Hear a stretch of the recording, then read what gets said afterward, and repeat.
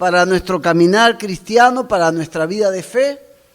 ¿O todo lo contrario pueden ser motivos de tropiezo para nuestro caminar, pueden ser motivos de dudar en nuestro caminar cristiano y hasta podemos llegar a caratularlos, algunos de ellos, como verdaderos instrumentos del enemigo en contra de nuestra fe?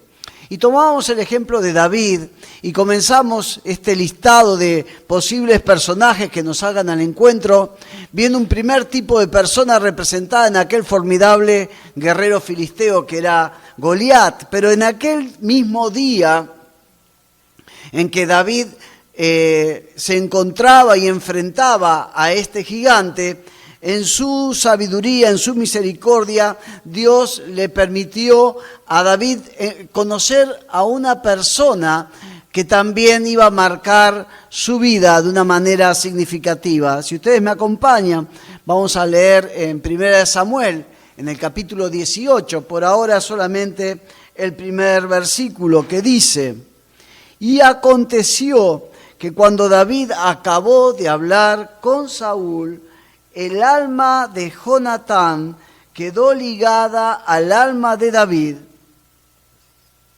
y Jonatán lo amó como a sí mismo.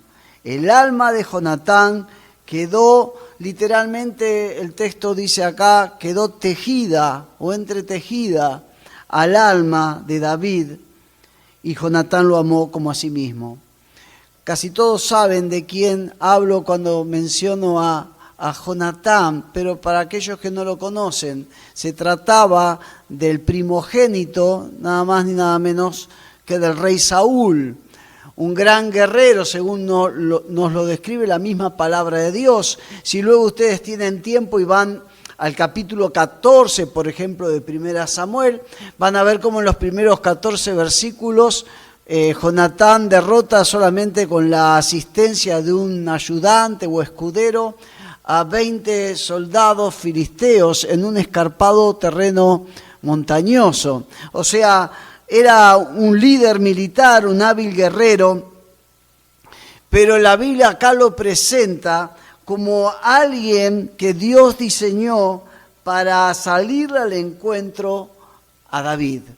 Y quizá David se tendría que haber hecho con Jonatán, habiéndose tratado de alguien completamente opuesto a Goliat, la misma primer pregunta que se hizo cuando le salió al encuentro el gigante. Y esa primer pregunta es: ¿por qué razón lo tengo frente a mí, en este caso a Jonatán, en este momento de mi vida?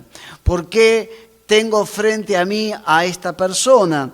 Y la respuesta, creo yo, sin temor a equivocarme, que David hubiera tenido, es que en la sabia y amorosa providencia de Dios, el Padre le estaba proveyendo a David en aquel día no solamente de un aliado estratégico para el resto de la vida de David, sino de un verdadero amigo. Quizás si alguno de nosotros hubiese sido David y hubiese estado en ese día de fama de David en el que luego de vencer a Goliat todos lo vitoreaban, todos lo aclamaban, todos lo reconocían. Y si uno hubiera sido David, quizás se hubiera preguntado: ¿y para qué necesito un amigo? ¿Para qué necesito otro más? Si estoy rodeado de amigos, si todos me aman, si todos me reconocen, ¿para qué necesito de un aliado? Podía haberse preguntado David en aquel día. Si todo el pueblo de Dios me está apoyando y me reconoce como aquel que le dio una victoria sobre este formidable guerrero filisteo. Pero la palabra de Dios nos advierte lo siguiente acerca de la multitud de amigos que nos pueden rodear en algún momento. Dice Proverbios 19:4, al rico le llueven los amigos, dice esta versión, pero al pobre lo abandonan.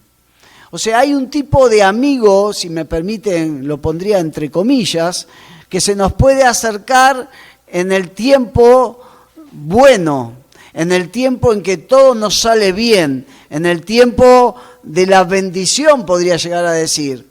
pero que misteriosamente, o no tanto, desaparecen de nuestro lado cuando comienzan los problemas. Entonces uno puede estar rodeado de un montón de personas, pero es en el día malo en el que uno se va a dar cuenta los realmente amigos que Dios ha puesto delante de nosotros. Por eso la misma palabra de Dios reconoce ahí en Proverbios capítulo 17, versículo 17, que el amigo, el verdadero amigo, ama en todo momento. En tiempos de angustia, dice la palabra de Dios, ese amigo es como un hermano. A diferencia de muchos de los demás que nos dejan, los verdaderos amigos en los tiempos de angustia se transforman en algo más como un verdadero hermano. Y este tipo de amigo era el que Dios le estaba proveyendo a David a través de Jonatán. Y David, por la gracia de Dios, entiendo yo que supo identificar, supo discernir en Jonatán a un verdadero amigo y a un aliado estratégico. No obstante, iban a venir días en los que David iba a entender que esta amistad de Jonatán, que quizás se sumaba a muchas otras amistades que tenía en aquel tiempo, esa amistad iba a ser necesaria en un tiempo futuro. Pero más allá de ver en Jonatán a un amigo y a un aliado, era importante también para David entender qué intenciones o plan para su vida tenía este amigo y aliado. Y para ello los invito a que me acompañen a seguir leyendo un pasaje que es central en este mensaje, que es 1 Samuel 18, pero ahora nos vamos a extender hasta el versículo 4. Decíamos recién el encuentro y cómo quedó ligada el alma de Jonatán con la de David y cómo lo amó Jonatán a David desde ese día. Y dice el versículo 2 de 1 Samuel 18 que Saúl tomó a David aquel día y no lo dejó volver a la casa de su padre. Entonces Jonatán hizo un pacto con David porque lo amaba como a sí mismo. ¿Y qué dice el versículo 4?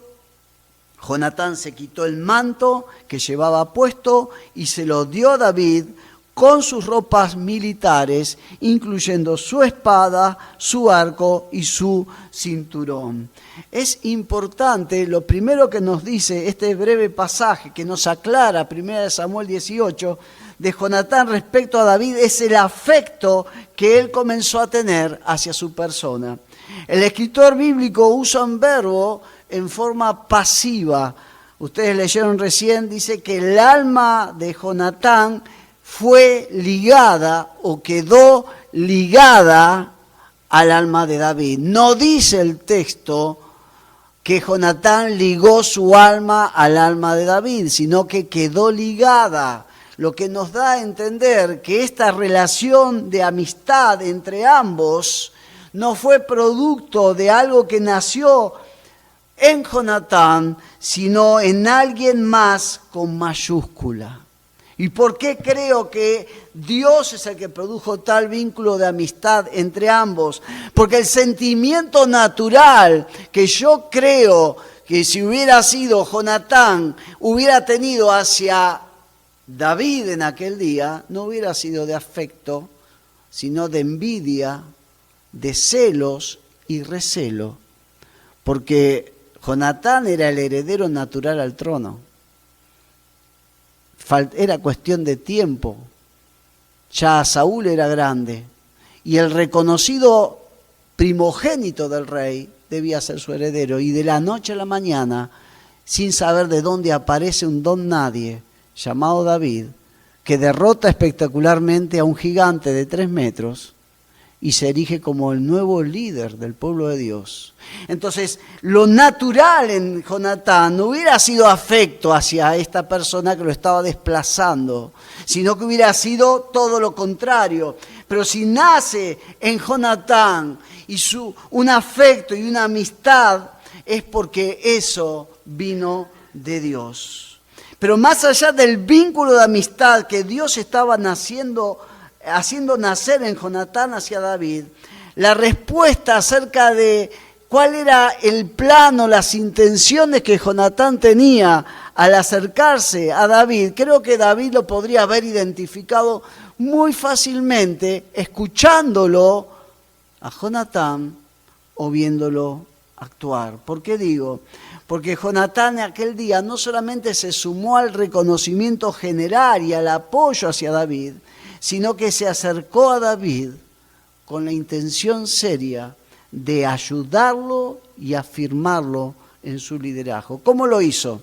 Bueno, en primer lugar, lo acabamos de leer recién, proponiéndole celebrar un pacto de amistad. Dice versículo 3 que Jonatán, en esta otra versión lo dice, Jonatán hizo un pacto solemne con David, porque lo amaba tanto como a sí mismo. Lo que estaba decidiendo, la intención de Jonatán no era una amistad superficial, y somos amigos porque nos llevamos bien, porque tenemos en común muchas cosas, porque nunca hemos discutido, porque estamos pensando en las mismas cosas, sino que él toma la decisión de forjar una amistad en la presencia de Dios, porque cuando este pacto se renueve más adelante, Jonatán va a decir, Dios está en medio de vos y de mí, en medio de este pacto. Y él lo que está queriendo es forjar una amistad que sea comprometida a lo largo del tiempo. Y como testimonio de esta decisión de una amistad que se mantenga en el tiempo, él lleva a cabo una serie de acciones simbólicas muy importantes. Dice el versículo 4, Jonatán se quitó el manto que llevaba puesto y se lo dio a David con sus ropas militares, incluyendo su espada, su arco y su cinturón. Siempre digo que en la Biblia los detalles no sobran, y cuando la Biblia nos da un detalle que uno cree que no tendría sentido haberlo aclarado, es porque hay una intención en el autor bíblico. El primer verbo en el texto original en que está escrito la Biblia, del versículo 4, es el verbo se quitó, se despojó. Así empieza el versículo 4. Se despojó. Nos hace acordar de Filipenses, ¿no? Aquel otro que se despojó a sí mismo. Jonatán se despojó, se quitó, para luego darle. Presten atención a este detalle. O sea, lo que está queriendo decir el autor bíblico, que Jonatán está dispuesto a entregarle algo a David, que para poder dárselo, él primero se lo tenía que quitar. Uno puede regalar muchas cosas a muchas personas, pero puede dar algo que va a comprar, lo obtiene, pero dar algo de uno es otro tipo de regalo. Es quitarme algo para dárselo a alguien, no tiene el mismo sentido que ir a comprar algo por ahí. Y David recibió de Jonatán dos tipos de ropas muy, muy especial. La primera de ellas es el manto. El manto es la vestidura real, era la ropa exterior que iba a identificar al que la portaba, que era el rey o era el príncipe. Este término que habla acá del manto que se quita Jonatán es el mismo término que aparece en 1 Samuel 24, versículos 4 y 5. Ustedes recordarán aquel momento en que David lo sorprende a Saúl durmiendo, se acerca a él, le corta el borde del manto y luego lo llama del otro lado de la montaña y dice, mira lo que tengo acá, ¿sí? Tengo un pedazo de tu manto. Pero la misma palabra de Dios dice que después que David hizo eso, se arrepintió de haber cortado el manto del ungido. Porque ese manto caracterizaba o era propio no de cualquier persona, sino del rey y a lo sumo del príncipe. Cuando Jonatán se quita el manto y se lo da a David, es un mensaje muy fuerte en reconocer quién va a ser como luego lo va a decir con su boca y más de una vez a David, quién va a ser el próximo rey de Israel, y no él, sino David. Pero ese día, Jonatán se quitó para después dar otra cosa, y es la armadura de él. Dice versículo 4, en esta versión, sus ropas militares, su espada, su arco y su cinturón. Ya anteriormente alguien le había querido prestar sus ropas militares a David, pero se la prestó, se la quiso prestar para enfrentarlo a Goliat. No se las regaló. Dijo, tomá, a ver, si vos vas en lugar mío, a ver si te queda bien esto. Y había sido Saúl. Acá Jonatán se la quita la ropa y se la entrega a David. Y no es algo menor. No es algo menor lo que le da a Jonatán al entregarle aún su espada, porque si ustedes van a 1 Samuel, capítulo 13, versículo 22, van a leer un detalle muy especial, que es que en aquel día de la batalla, no estamos hablando muchos días antes de esta otra, no había espada ni lanza en mano de ninguna de la gente que estaba con Saúl y Jonatán. Solo quienes tenían espada, Saúl y Jonatán. Nadie más. O sea que cuando Jonatán se saca su espada, una de las pocas espadas que había en medio del pueblo de Dios, y se la da a David, lo que está queriendo decir es, hay pocas de estas armas, pero esta va a estar en mejores manos, en tus manos, que en la mía. Va a ser más efectiva esta ropa militar en tus manos, David, que en la mía. Y no se la está diciendo un novato esto. No se lo está diciendo alguien que nunca había pisado un campo de batalla, porque como les dije anteriormente, Jonatán, la Biblia lo presenta como un tenaz y hábil guerrero, pero reconocí en David al ungido de Dios y al que iba a portar en forma más efectiva su arma. Ahora, este acto que parecería menor o pudo haber pasado para muchos sin mucha importancia, cuando uno lo coloca en contraste con la actitud que el padre de Jonatán tuvo hacia David, resalta por completo. Porque si ustedes miran el mismo pasaje, el versículo 2, ¿qué hizo Saúl con David después que venció a Goliat? Dice que lo tomó, literalmente, lo capturó y le dijo, vos no volvés más a tu casa. Vos me sos útil. Me conviene que vos te quedes conmigo. Te voy a sacar el jugo, diríamos. Una posesión de algo que convenía. No suena muy amistoso esto. Suena que alguien desde una posición de poder toma algo que le conviene. Al contrario de Saúl, que lo tomó a David, Jonatán le entregó a David algo de él, y algo muy significativo y valioso. ¿Por qué hago énfasis en esto, hermanos?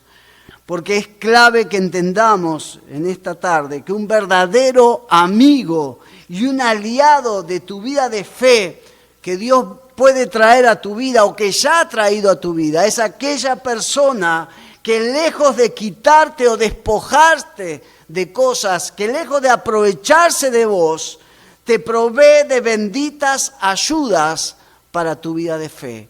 El buen amigo te da cosas, se desprende de cosas para ayudarte, para completarte. No te quita cosas. Entonces Jonatán era ese amigo que David necesitaba para lo que venía por delante. Era el aliado estratégico que Dios había pensado para lo que venía David en los próximos tiempos. Al contrario de aquel gigante filisteo, ahora Dios le estaba acercando a la vida de David no solamente un aliado, sino un amigo. Pero para que tal amistad cumpliera sus benditos propósitos en la vida de David, David debía contestar una tercera y vital pregunta, tan importante como las dos anteriores. Y era la pregunta: ¿qué espera Dios que haga yo frente a alguien como Jonatán? Dios me está proveyendo de un amigo, este amigo se está entregando a mí, este amigo es un aliado estratégico. Como muchos de ustedes saben, lamentablemente a causa de los celos de Saúl mismo, por los éxitos militares que comenzó a tener cada vez más David de la noche a la mañana y en forma misteriosa se transformó de un héroe nacional a ser el enemigo público del pueblo de Dios de la noche a la mañana, sin nadie entender por qué.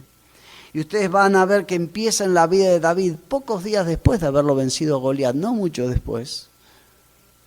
Un periodo de unos 5 a 8 años en los que Saúl, en vez de invertir sus fuerzas y su tiempo y su ejército para combatir al verdadero enemigo que eran los filisteos, lo va a invertir en perseguir a aquel al que le temía de quitarle el trono, que era David.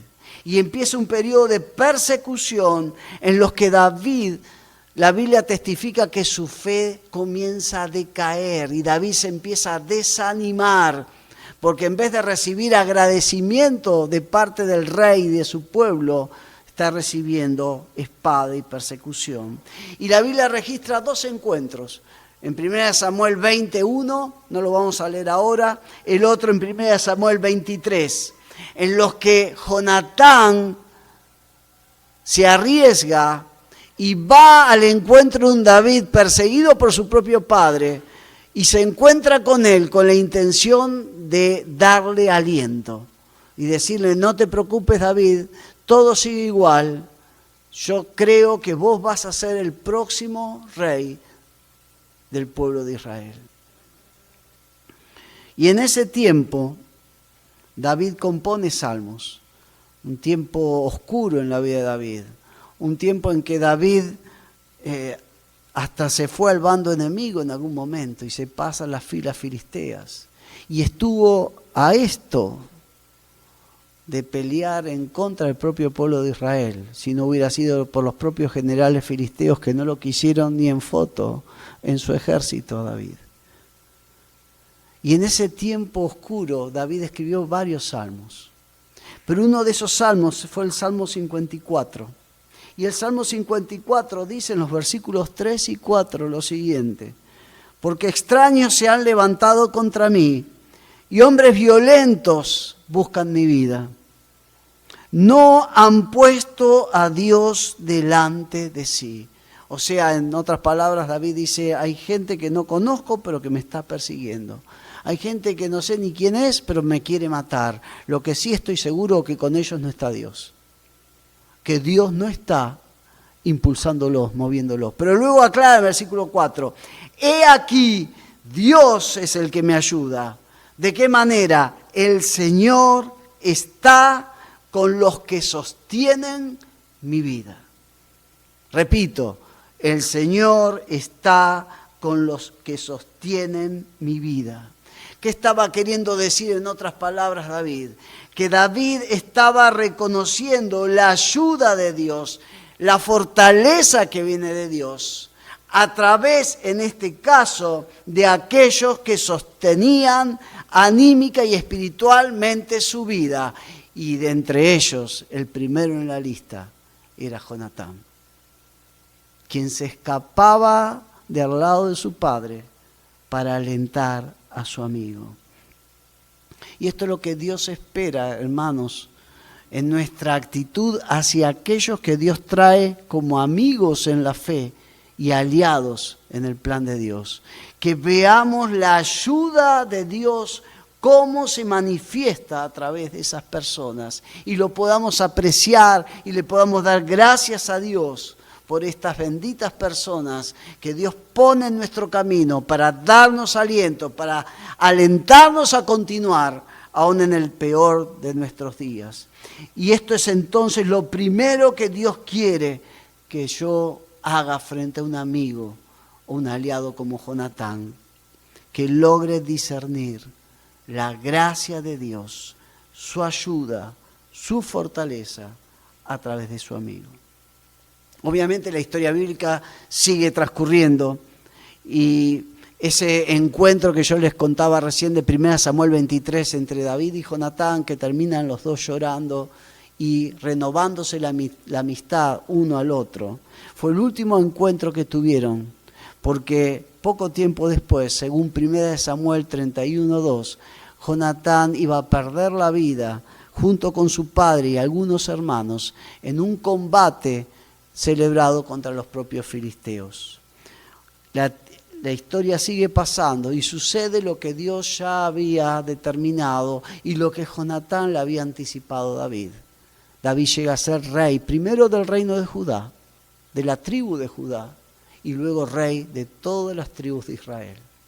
Y cuando está en el trono del máximo poder del pueblo de Dios, David hace algo que es completamente opuesto a lo que hacía todo rey de la antigüedad.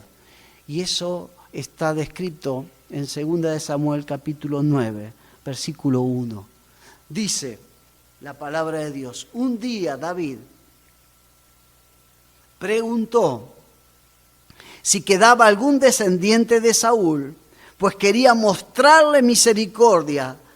¿Por qué? ¿Por lo que lo había querido Saúl a él? No. De acuerdo con lo prometido a su amigo Jonatán. ¿Por qué digo actuó en forma contraria a cualquier rey de la antigüedad? Porque todos los reyes de la antigüedad, cuando llegaban al trono, se sacaban la duda de que no quedara ningún familiar descendiente del rey anterior que le pudiera usurpar el trono. Entonces, ¿qué hacía? Mataba a todos los que podía de su antecesor.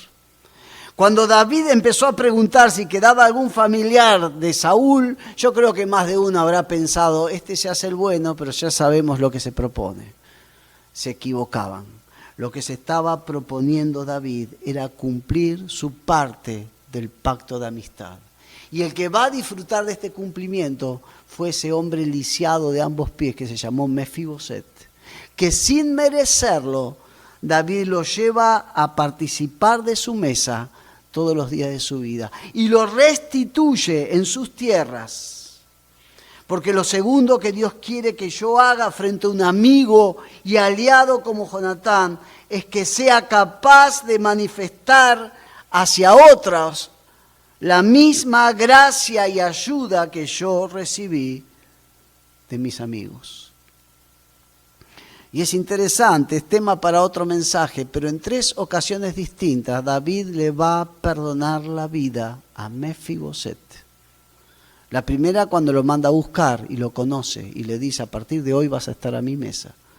La segunda es cuando el criado Siba le hace una estratagema a Mefiboset para hacerlo quedar mal ante el rey David en tiempo que tuvo que huir de Absalón, su propio hijo. David lo vuelve a perdonar.